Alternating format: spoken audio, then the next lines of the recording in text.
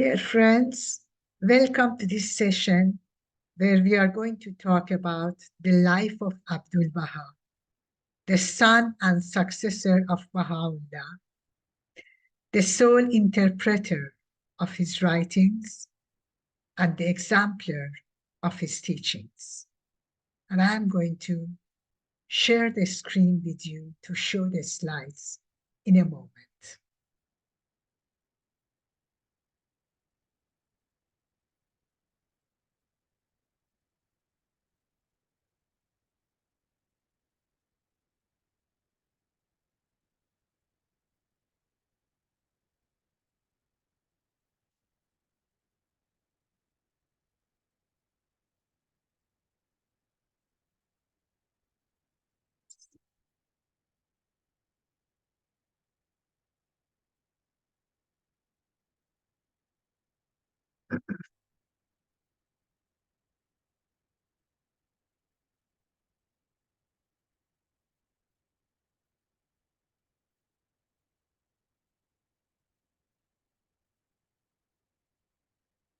Yes, this is just what we said.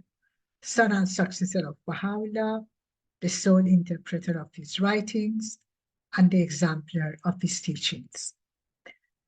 Friends, Baha'u'llah conferred several titles on Abdul-Baha and yet referred to him as the mystery of God, whom no one could truly understand.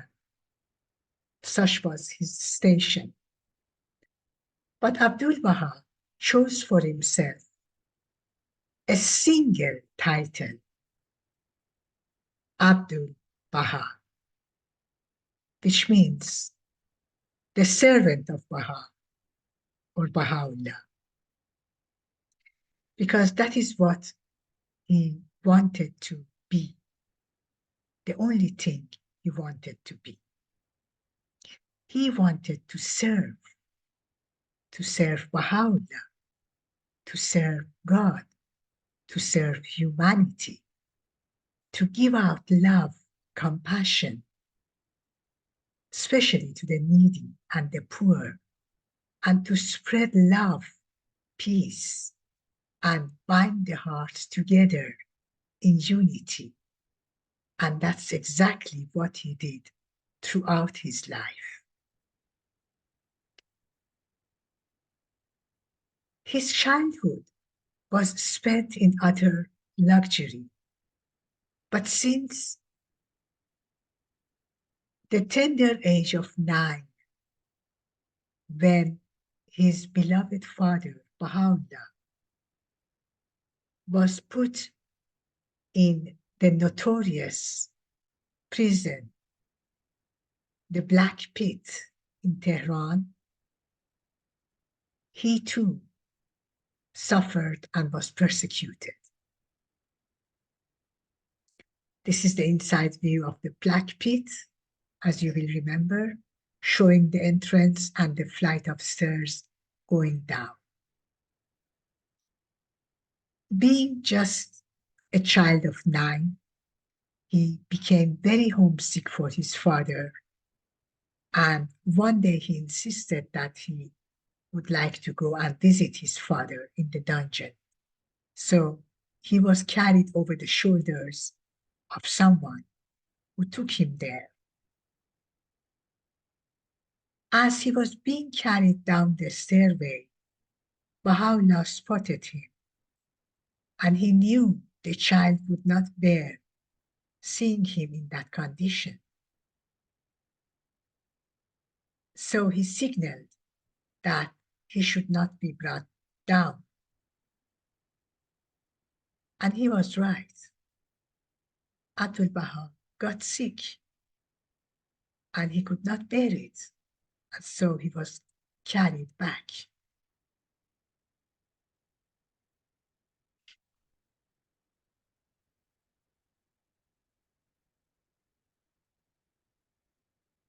The family of Baha'u'llah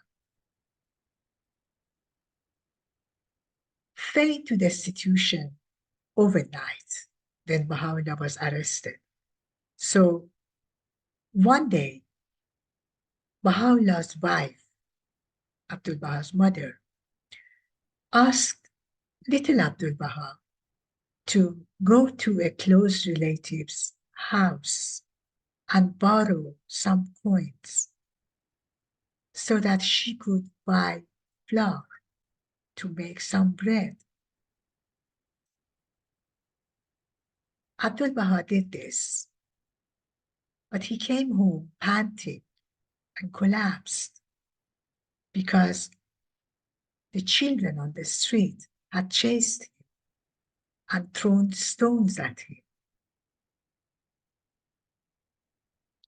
He placed the coins in his mother's hands and could bear no more. His mother had no facilities to make the bread. She could not manage anything, so all she could do that night was to put flour in the hands of her children and tell them to eat it for dinner.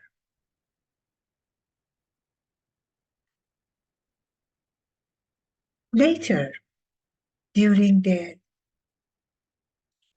very cold winter of Persia, they were exiled to the neighboring country of Iraq.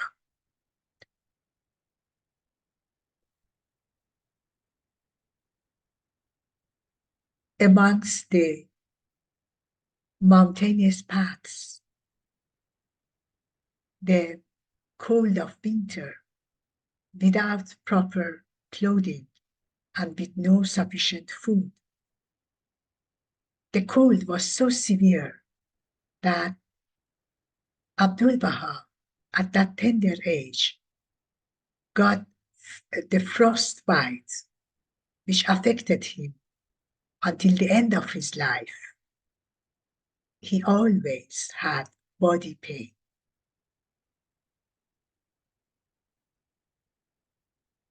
And then again, when they were in Baghdad, he suffered for various reasons, but especially during the 2 years when his father left all alone and went to the mountains of Sulaymaniyah because he did not want the spread of disunity amongst the followers of the Bab. Now, this was before he himself declared his divine mission as a messenger of God.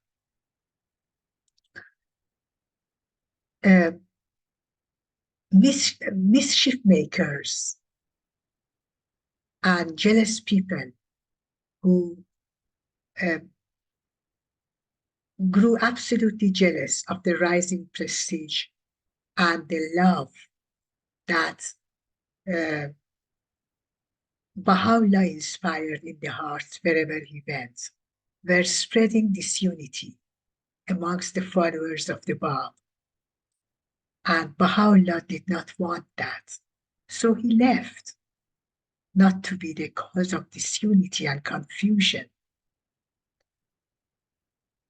And after around 2 years, news came that there is a man in the mountains of Sulaymaniyah who lives a very simple life,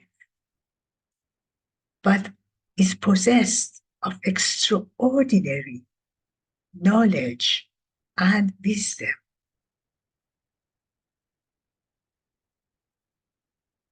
When Abdul-Baha heard of this, he instantly knew that it could be none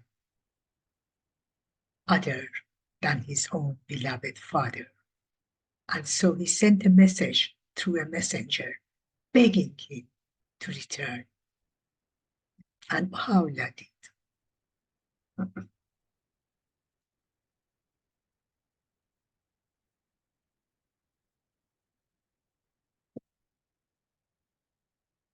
Throughout his life, Abdul-Baha cared for his beloved father. And as he grew up, he also acted like a father for others, whoever came across his path, especially the needy and the poor.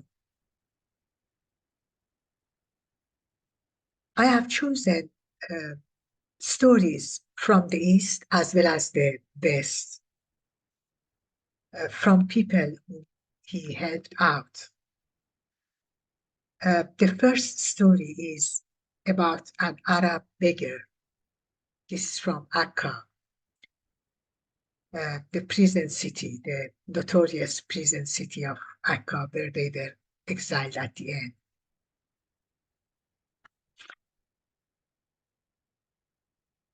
This Arab beggar disliked Abdul-Baha out of prejudice. He disliked him so much that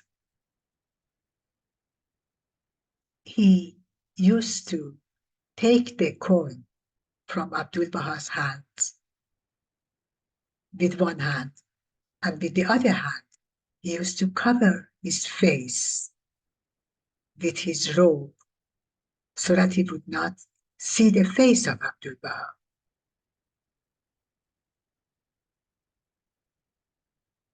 When Abdul-Baha was giving him the coin, amongst many others.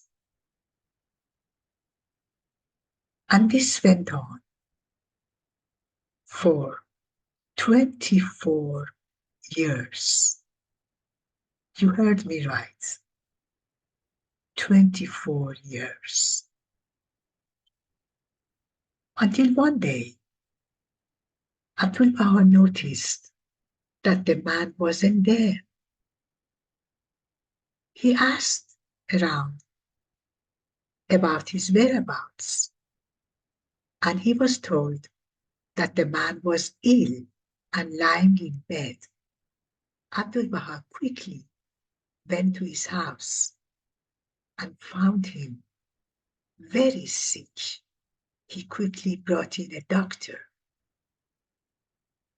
and bought the medicines, administered the medicines, cooked him some food, and gave him to eat, cared for him, cleaned up his room. The man did not know what to say. He was absolutely shocked. Finally, he found his voice and said, How will you forgive me? For 24 years, I have shown you hatred. And for 24 years, you have given me love. Will you forgive me? And Abdul-Baha said, all of that belongs to the past. Forget the past.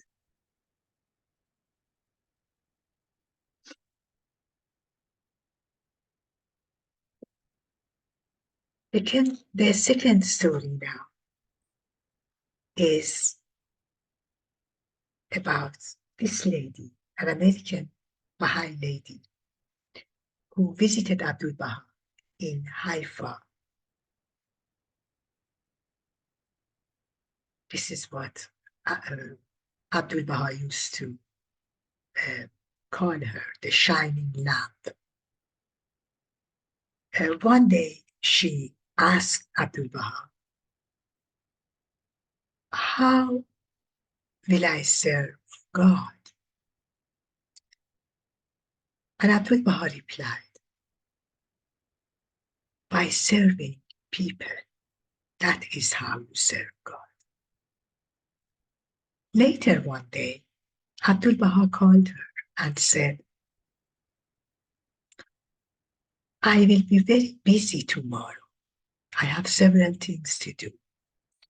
Will you visit a patient on my behalf tomorrow? She was so happy and eager to do what Abdul-Baha would want her to do. So she said, of course I will. And Abdul-Baha gave her an address. She took the address and quickly went to the house. But she also returned quickly and exclaimed, "Oh, Abdul-Baha, you have no idea where you have sent me. The house was so filthy. The man was so sick. The place was so stench. The stench was absolutely unbearable. I could not stay even a moment more for fear that I would catch a disease. So I just ran away as quickly as my legs would carry me." Abdul-Baha said to her gently, "Lua, you must go back. If the place is dirty, you must clean it off. If the man is sick, you must care for him. Cook some soup for him. Give him his medication. Clean up his place. Care for him. This is what I have done every day for several days. This is how you serve people. And by serving people, you serve God." So Lua learned how to serve God.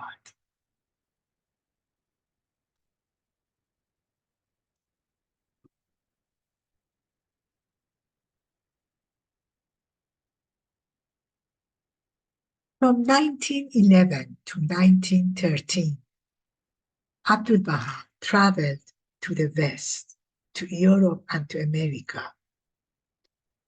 When he returned, he was 67 years old. He was actually very weak and feeble, even at the beginning of the journey. But he did this to spread the message of unity and peace, to give out love and compassion, to bind the hearts together, and to help out the needy and the poor. And we shall have some stories from the West.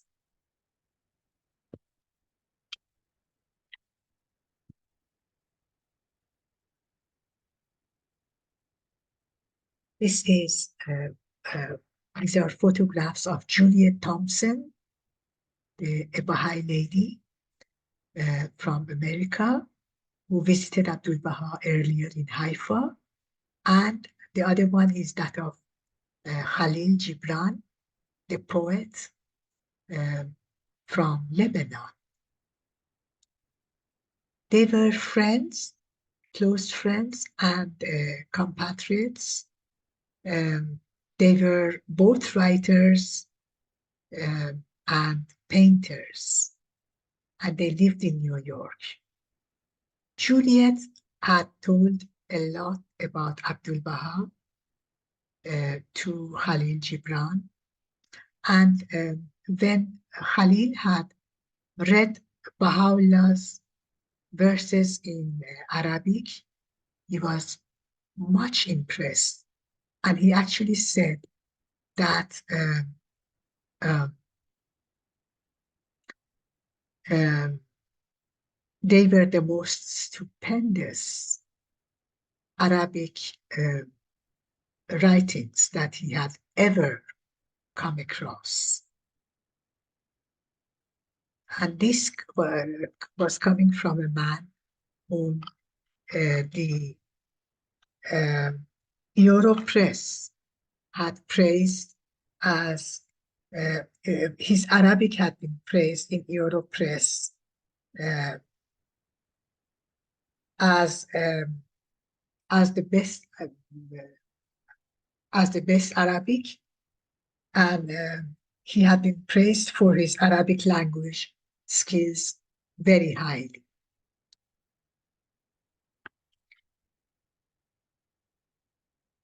Now, Juliet Thompson had already taken permission from Abdul-Baha to uh, paint his portrait. And Khalil Gibran also asked her to request Abdul-Baha to sit for him too. Juliet has written in her diary, this is what she has written. Abdul-Baha asked me, "Can you paint in half an hour?" And I stammered, "Half an hour, my lord? I paint a head in 2 weeks." And Abdul-Baha said, "I will give you 3 half-an-hours." I exclaimed, "How can I paint the face of God?" And Abdul-Baha said, "I want you to paint my servitude to God." I cried out, "Oh my Lord, only the Holy Spirit can paint your servitude to God. Pray for me, or I am lost." And Abdul-Baha assured me, saying, "I shall pray, and you shall be inspired to do so." And then an amazing thing happened. Fear left me. It was as though someone else saw through my eyes and worked through my hands. And everything on that matchless face was so clear to me that my hand could not keep pace with my vision. I painted in ecstasy. Unfortunately, the original is lost. All that is left is a black and white portrait. And here it is.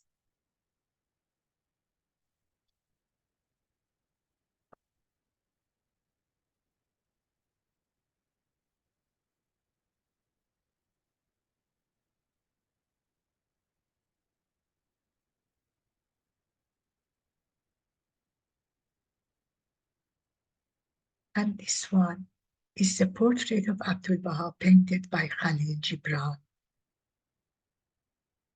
Everyone who saw it said it portrayed his inner beauty, his soul. Khalil Gibran was a writer too, and he had told Juliet that one of his books, named The Son of Man, was actually inspired by the noble character of Abdul-Baha, that he had Abdul-Baha on his mind all the while when he wrote the book. He also had told her that he was going to write another book directly on Abdul-Baha, but unfortunately, he developed cancer, and this wish of him remained unfulfilled. In Paris, Abdul-Baha met Bamsen, the materialistic philosopher. This is his photograph.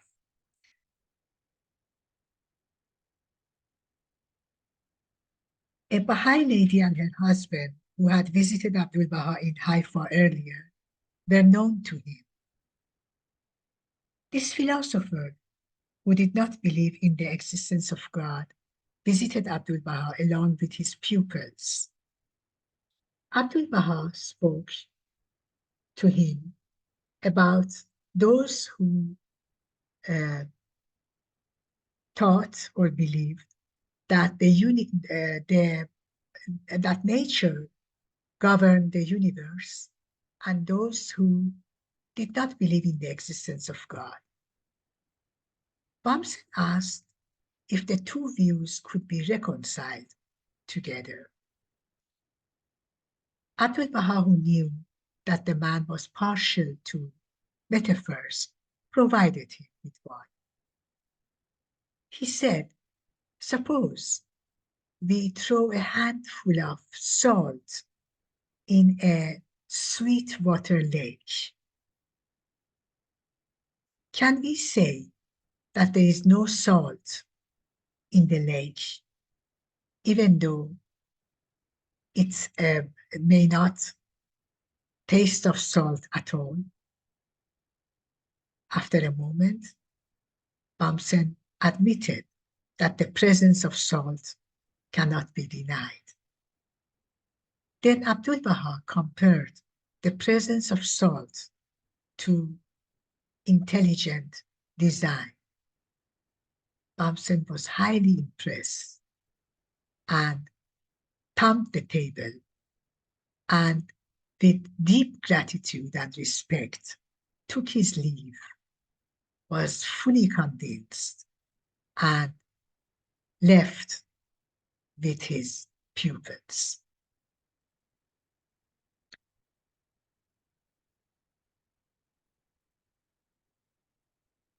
From the moment Abdul-Baha landed in London, he was treated as celebrity.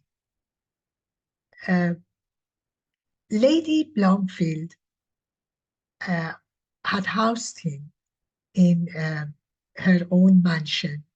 She was another of the visitors who had, from the West, Baha'i visitors who had visited Abdul-Baha earlier in Haifa.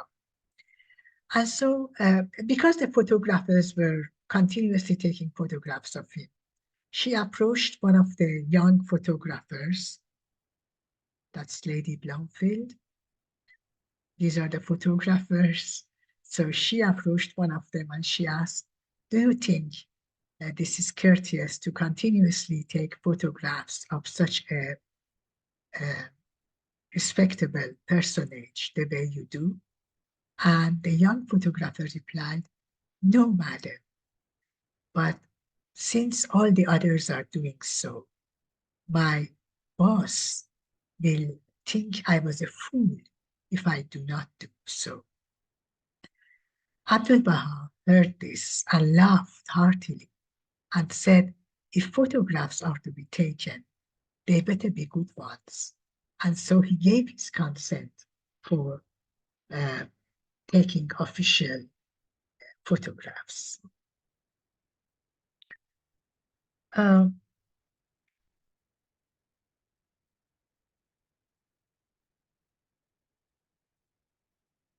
Ambassadors, Maharajas, politicians, Theosophians, and religious leaders came to see Abdul-Baha with prior appointments, and he never denied anyone, even the poor.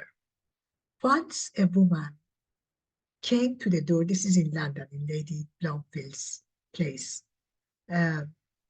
She came to London and she had no prior appointment, and so she was turned away. Abdul-Baha heard this, and he immediately called Lady Blomfield and told her to go in the street and call her back, bring her back. He said, because a heart has been broken. And so she was brought back. The Lord Mayor of London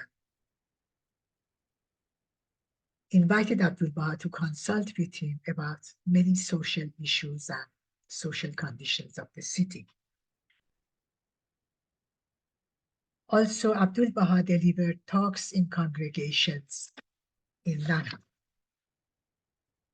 Before we go on to talk about his trips to America, I would like to quote Professor Edward Granville Brown, an English scholar and historian who studied the Baha'i faith in details. Let us see. Yes. And met Abdul-Baha when the latter was 46 years old. He wrote his impressions about Abdul-Baha in his memoirs thus: one more eloquent of speech, more ready of argument, more apt of illustration, more intimately acquainted with the sacred books of the Jews, the Christians, the Mohammedans, could, I should think, scarcely be found, even amongst the eloquent, ready, and subtle race to which he belongs. These qualities, combined with a bearing at once majestic and genial, made me cease to wonder at the influence and esteem which he enjoyed even beyond the circle of his father's followers.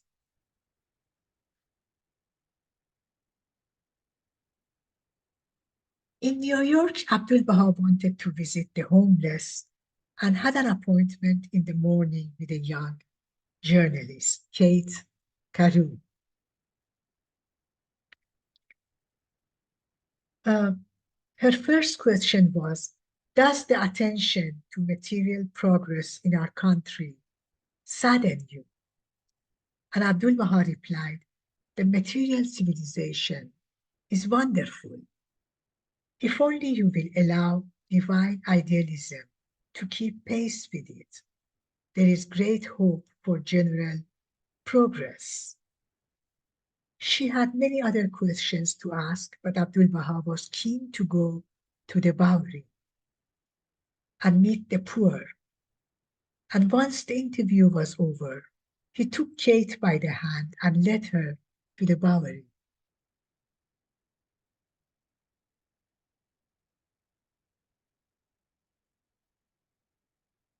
Here are the homeless who live in the Bowery and whom Abdul-Baha addressed, saying, I consider you as my relatives, and I am your comrade.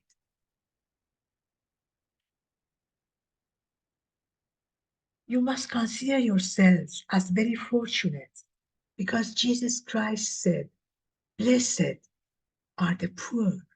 He never said, blessed are the rich. Jesus Christ himself was poor. And then he went on to say, Baha'u'llah also lived amongst the poor for 2 entire years. He slept with them and ate with them. His message went far beyond his words. He gave out of his own funds $200 to 2 Baha'is who were accompanying him to exchange it for small coins. And they did that.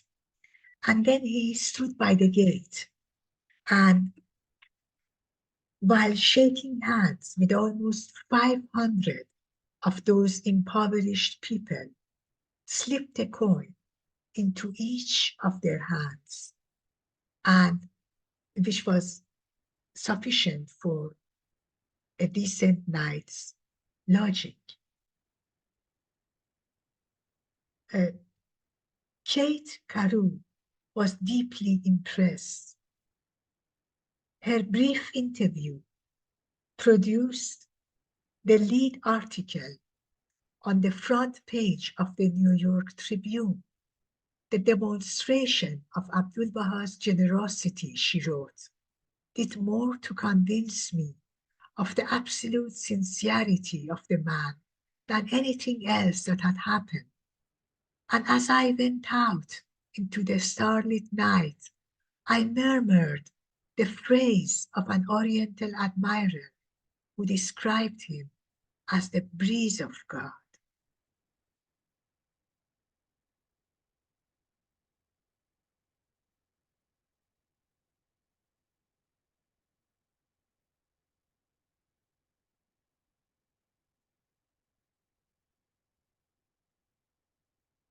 Thank you very much, friends.